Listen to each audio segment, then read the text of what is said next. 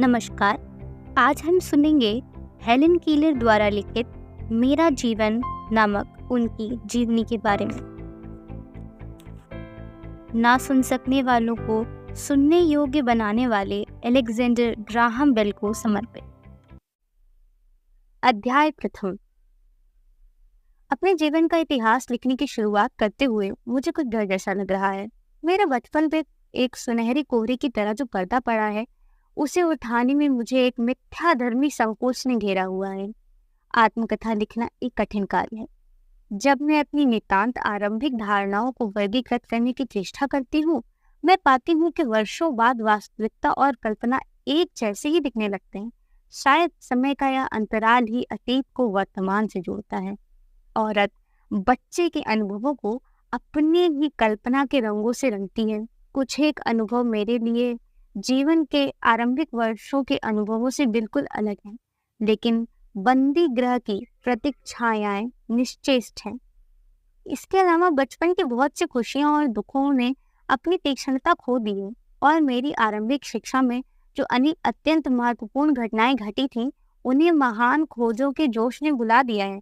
अतः ऊब से बचाने के लिए मैंने सिर्फ उन्हीं प्रसंगों का संक्षिप्त विवरण क्रमबद्ध तरीके से प्रस्तुत करने का प्रयत्न किया है जो मुझे अत्यंत रोचक एवं महत्वपूर्ण लगे हैं।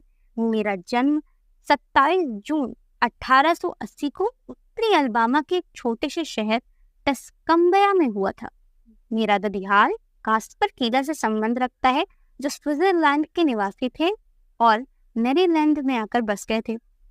मेरे स्विस पूर्वजों में से एक ज्यूरिख के बधिरों के पहले शिक्षक थे। बधिर शिक्षा विषय पर उन्होंने एक किताब लिखी थी। वास्तव में यही एकमात्र संयोग है। हालांकि यह सच है कि ऐसा कोई राजा नहीं रहा जिसके पूर्वजों में से कोई दास न हो, और ऐसा कोई दास नहीं जिसके पूर्वजों में कोई राजा न रहा हो। मेरे दादा कास्पर कीलर ने अल्बामा में बड़ी सारी भूमि ग्रहण कर ली और अंततः वहीं बस गए। मुझे बताया गया है कि वह बागवानी के लिए आवश्यक वस्तुओं की खरीद करने साल में एक बार घोड़े पर सवार होकर टस्कम्बिया के फिलाडेल्फिया जाया करते थे। उनके परिवार को लिखे अनेक पत्र मेरी बुआ के पास हैं, जिसमें इन यात्राओं का रोचक एवं विविध वर्णन मिलता है। मेरी दादी कीलर लाफायेट से एक सहायक अधिकारी अलेक्जेंडर मूर की बेटी थी और वर्जीनिया के औपनिवेशिक गवर्नर अलेक्जेंडर स्पॉटसवुड की पौत्री थी। वह रॉबर्ट ए ली की मेरी बहन भी थी। मेरे पिता आर्थर एच कीलर संघाधीन सेना में कप्तान थी, और मेरी माँ केट एडम्स उनकी दूसरी पत्नी थी, जो उनसे बहुत साल छोटी थी। मेरे दादा बेंजामिन एडम्स ने सुसन्ना ए गुड्यू से विवाह किया था, और वे अनेक वर्षों तक न्यूबरी मैसाचुसेट्स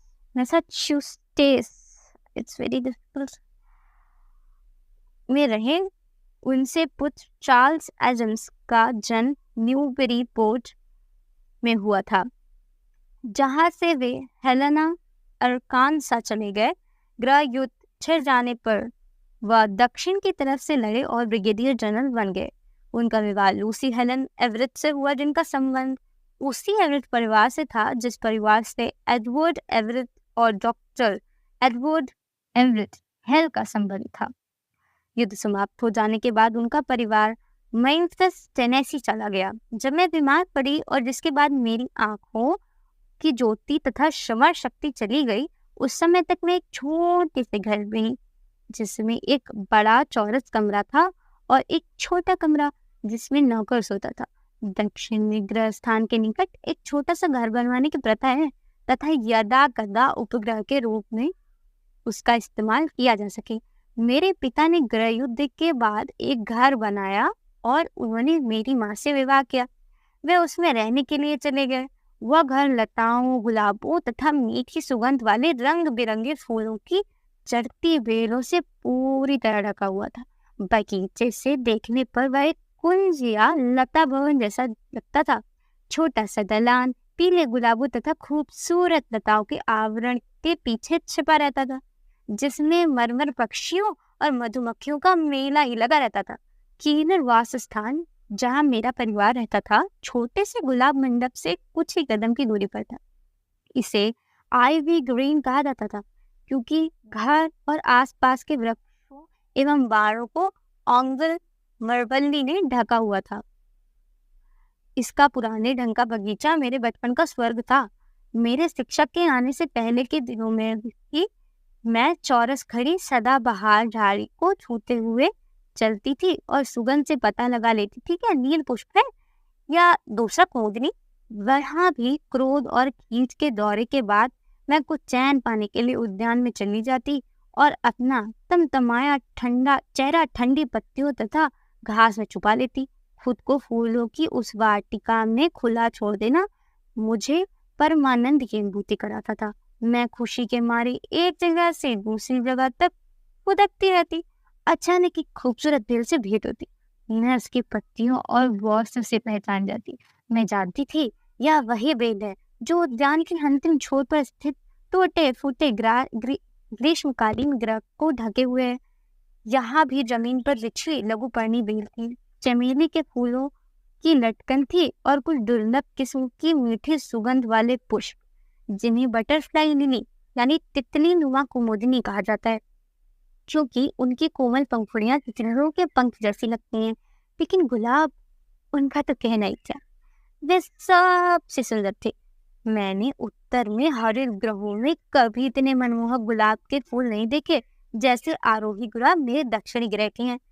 ते हमारे द्वार मंडप के लंबे लंबे वंदनवारों अथवा तोरण में लटके रहते और सारे वायुमंडल को अपनी सुगंध से भर देते जो किसी भी जमीनी गंध से अछूती होती।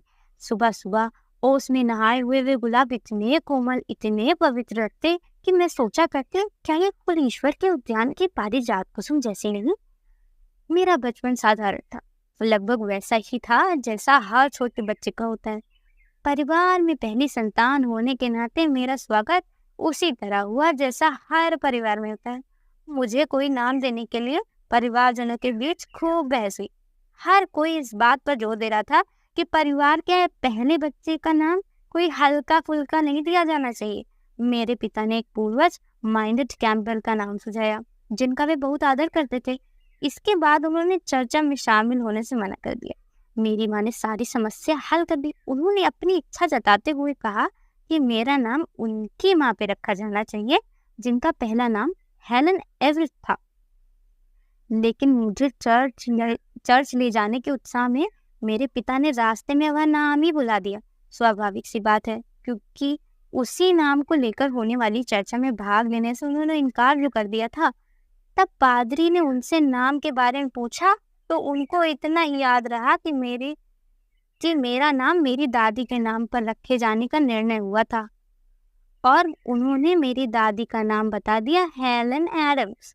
मुझे बताया गया कि उस समय मैं हालांकि अभी तक लंबे कपड़ों में लपटी रहने वाली नन्ही बच्ची थी, फिर भी मैंने उत्सुक स्वाग्रही मनोवृत्ति के अनेक संकेत देने शुरू कर दिए थे। दूसरे लोगों को कुछ भी करते देखकर मैं वैसा ही करने की जिद करती थी।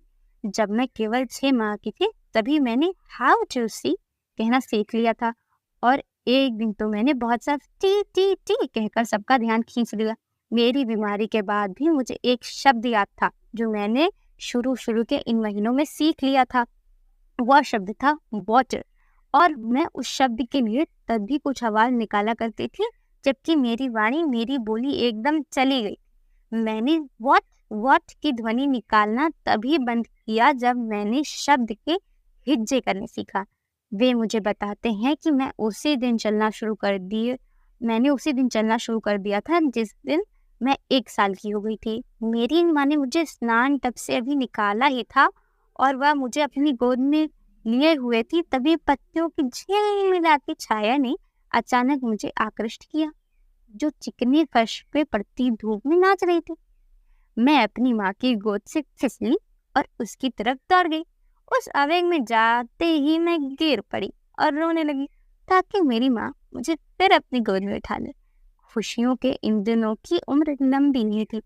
एक अल्पकालीन वसंत ऋतु जब रॉबिन और मैना के गीतों से वातावरण संगीतमय हो जाता है, एक गर्मी का मौसम जो फलों और फूलों से संपन्न होता है। पतझड़ का एक स्वर्णिम और किरमिजी मौसम जो जल्द बीत गया। इन सभी ऋतुओं ने अपना अपना उपहार एक उत्कंठित हर्षित बच्चे के चरणों में अर्पित कर दिया।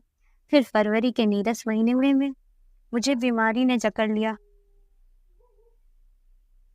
और मेरे देखने और सुनने की शक्ति छीन ली और मुझे एक नवजात शिशु की अवचेतना में डुबो दिया।